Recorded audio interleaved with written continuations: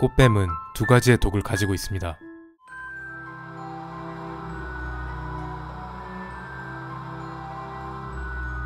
안녕하세요 여러분.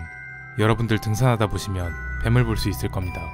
한국에는 무시무시한 독사들이 서식하고 있고 그중 가장 유명한 것은 아마 이 살모사일 겁니다.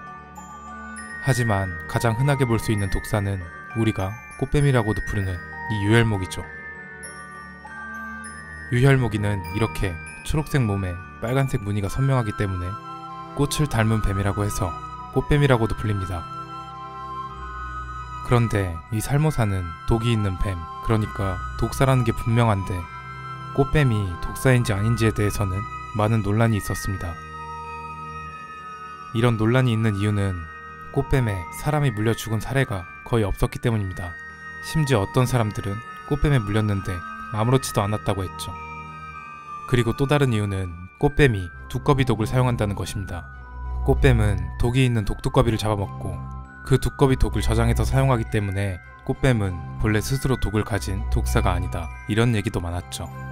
하지만 꽃뱀은 스스로 독을 만들어내는 독사입니다. 그리고 그 독의 치사량은 살모사보다 3배나 강력하죠. 오늘은 꽃뱀, 유혈모기에 대한 이야기를 해볼까 합니다. 구독과 좋아요 눌러주세요. 1984년 9월 일본 한 병원에 어떤 아이가 찾아왔습니다. 이 아이는 학교가 끝나고 집에 가던 중 꽃뱀을 잡다가 왼쪽 손을 강하게 물렸다고 했고 머리가 너무 어지럽다며 두통으로 토했죠. 아이는 파상풍 주사를 맞고 상태가 곧 호전돼 집으로 돌아갔습니다. 하지만 24시간이 지난 후 아이는 의식을 잃었고 전신에서 피하 출혈을 일으켰죠. 의사들은 살모사 해독제를 투약했고 신선한 혈액을 수혈하였지만 아이는 결국 열흘 후 사망하였습니다. 사망한 어린이의 뇌를 CT 촬영해본 결과 왼쪽 뇌에서 뇌출혈이 발생하고 있었죠. 이런 안타까운 사건이 있은 후 과학자들은 유혈모기가 가진 독을 연구했고 꽃뱀이 두 종류의 독을 가지고 있다는 걸 알아냈죠. 첫 번째 독은 이곳에 있었습니다. 이곳을 누찰샘이라고 하는데 이곳을 보시면 목 뒷부분이 볼록 튀어나온 것이 보일 겁니다. 유혈모기는 위험에 처하게 되면 목 뒤에 있는 동맥이 찢어지면서 독이 뿜어져 나와 자신을 보호하죠. 바로 여기 있는 독이 꽃뱀이 독두꺼비를 잡아먹고 만들어내는 신경독이죠.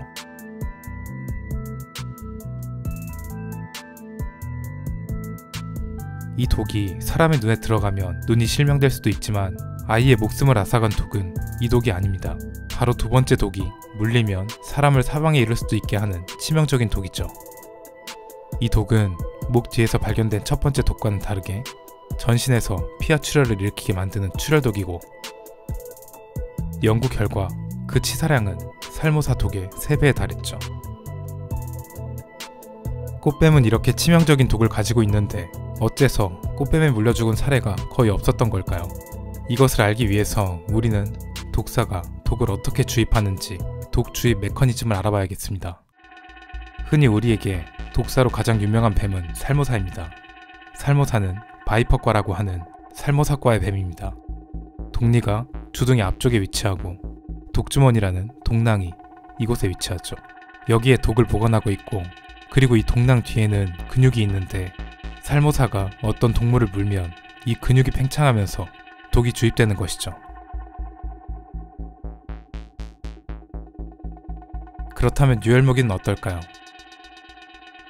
유혈모기는 살모사와는 다르게 콜루브리과라는 뱀과에 속하는 뱀입니다.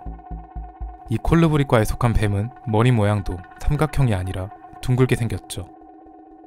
살모사과의 뱀과는 다르게 독리가 주둥이 앞에 있지 않고 어금니 쪽에 위치합니다. 그리고 그 길이도 2mm 이하로 아주 짧죠. 한마디로 독리에 제대로 물릴 일이 거의 없죠.